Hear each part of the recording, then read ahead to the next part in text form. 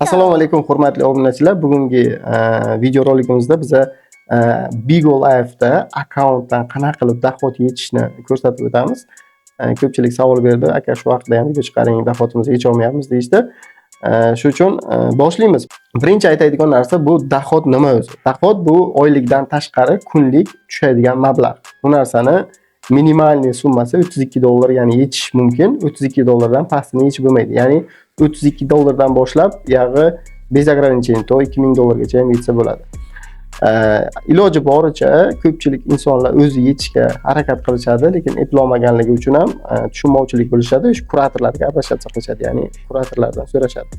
Shuning uchun biz bugun videoroligimizda qanaqa qilib to'g'ri yechishni ko'rsatamiz. Birinchi ochiladi dohodni yechish uchun birinchi marta yechiladigan bo'lsa, akkaunt yangi holatda bo'lsa, PayPal ulanish kerak. Bu uchun ID kodlaringizni kuratorlarga tashlab, PayPalni ulashlarini so'rasalaringiz agar PayPal ulab berishadi.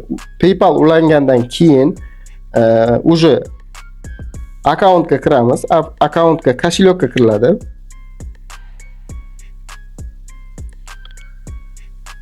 Akkauntga kошелёкка kirilgandan keyin babi degan joyda dohod turadi. Dohod $493 ko'rsatyapti. Shu dohodni yechishimiz uchun obmen nagradiga bosamiz. Obmen nagradiga bosgandan keyin o'zini har bitta akkauntda o'zini dohod kodi bo'ladi. O'sha dohod kodini teramiz. Demak, dohod kodi terilgandan keyin summa obmena degan joyda dollar rasmi ko'rsatilgan. O'sha yerda общий summani yozamiz. Masalan, $493 yechmoqchi biza. И продавецni belgilaymiz. Yana o'zimizni продавецdan chiqaramiz, o'zimizni magazindan chiqaramiz. Shuning uchun o'zimizni magazinni belgilaymiz.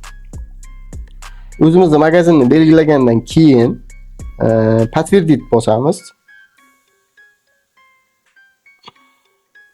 Magazinni belgilagandan keyin подтверждениeni bosamiz. Подтверждениeni bosgandan keyin mana bunaqa narsa chiqadi. Ya'ni подтвердить zakaz. Yana bir marta bosamiz. Galочкani bosib turib подтвердить qilamiz.